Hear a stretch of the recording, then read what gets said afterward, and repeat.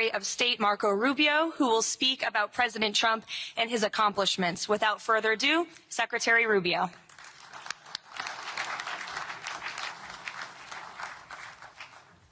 Thank you very much. It's an honor to be here today. It's an honor to serve as the Secretary of State during a historic presidency.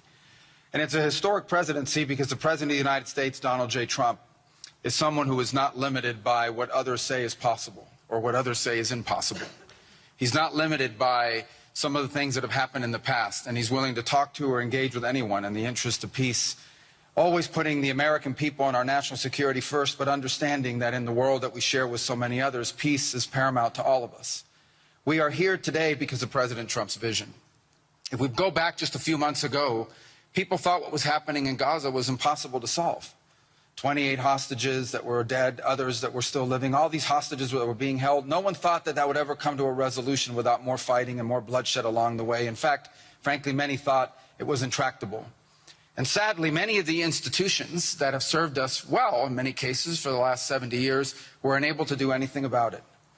But President Trump had the vision and the courage to dream the impossible, to believe that it was doable, and to pursue it with all of his heart.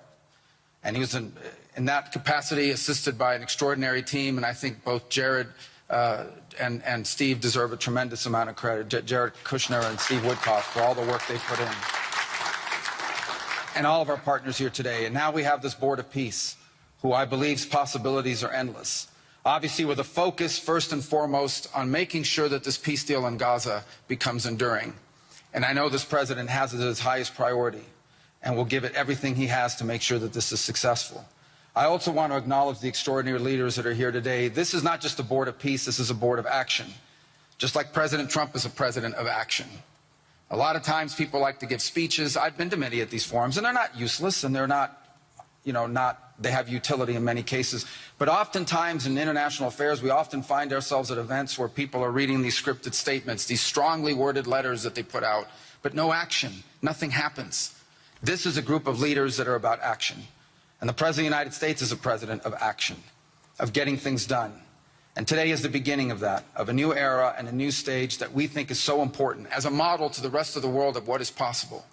And clearly the focus is right now on Gaza and making sure that the plan that's about to be presented to you here today, this vision for the future of Gaza, this vision for the future of the region, is not just possible and promising. It is our destiny if we put the time and the effort that it requires, as I know this board will do. But I also think it will serve as an example of what's possible in other parts of the world. Without losing focus on what's before us now, this is what's possible for other places and other conflicts that seem impossible to solve right now. So I want to, on behalf of the United States, on behalf of the team that worked so hard on this, thank every single one of the leaders that are here today and all of the countries that have committed to joining, and many others who are going to join. Others either are not in town today or they have to go through some procedure internally in their own country because of constitutional limitations. But others will join. Many want to be a part of this effort because it is going to be a successful effort. And you see it reflected here today among countries of different backgrounds from different parts of the world, majority Christian some, majority Muslim others, who've come together. In fact, former adversaries who have joined here as part of this Board of Peace.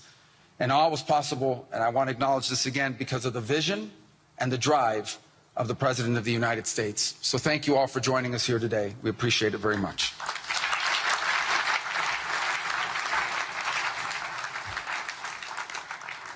Thank you, Secretary Rubio. Please, if you could now turn your attention to the screens for a video message from the head of the National Committee for the Administration of Gaza, Dr. Ali Shaith. Distinguished leaders, colleagues and friends, it is an honor to be here today.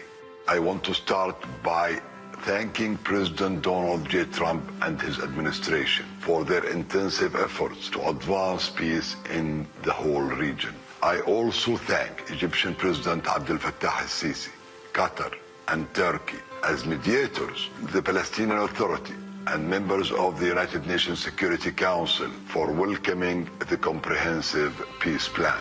These efforts created the opportunity for a new future in Gaza Strip.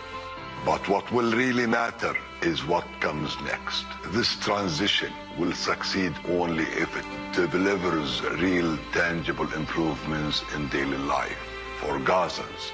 As Chief Commissioner of the National Committee for the Administration of Gaza, it's my responsibility to turn this moment into action, to restore order, to rebuild institutions, and to create a future for the people of Gaza defined by opportunity and dignity, under the principle of one authority, one law, and one weapon. As a first step, I am pleased to announce the Rafah crossing will open next week in both directions. For Palestinians in Gaza, Rafah is more than a gate. It is a lifeline and symbol of opportunity. Opening Rafah signals that Gaza is no longer closed to the future and to the war. I want to be clear, there is much more work ahead, and none of it is easy. The road forward will involve difficult decisions and setbacks, but this is a real step, and it marks a new direction. Now, I would like to address the people of Gaza. من أرض الكنانة أتوجه الآن بكلمتي إلى أبناء شعبنا الصامد الصابر في قطاع غزة. لقد صمدتم وحافظتم على أسركم وأرضكم خلال سنوات عصيبة عجاف صبرت أعماقكم وكل الحدود. إن صمودكم الأسطوري لهو أعظم ما قدمت غزة، وهو الأساس الذي سنبني عليه سويا مستقبلنا. إن هذه اللحظة ليست للنظر إلى الخلف، بل مضي قدما نحو مستقبل زاهر مشرق، مستقبل ينشأ فيه أبناؤنا بلا خوف وقلق، يكافأ العمل وتفتح المدارس وتستعيد الحياة اليومية استقرارها وأمنها. إن المرحلة المقبلة تتطلب تضافر الجهود من قبل الجميع، ولكنكم لن تواجهوها وحدكم. أصواتكم لها وزن، وأعمالكم لها أثرها، والتزامكم بالسلام وإعادة بناء مجتمعاتكم ستحدد ملامح قطاع غزة الجديد. خطوة بخطوة وبالانضباط والعزيمة سنبني غزة قادرة على الاعتماد على ذاتها، ونرسم مكانها كمركز للحرية والفرص والسلام. Today I ask the international community not only to support this effort, but to work with us.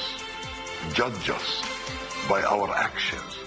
Hold us to clear standards, and stand with the people of Gaza as we take this responsibility for our future. Thank you, ladies and gentlemen.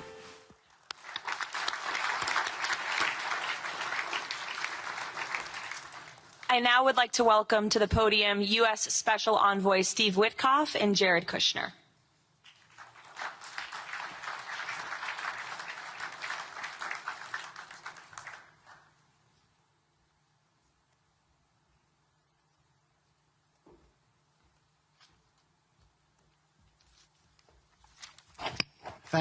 Thank you, everyone, and welcome here. This is really my honor to be up here speaking.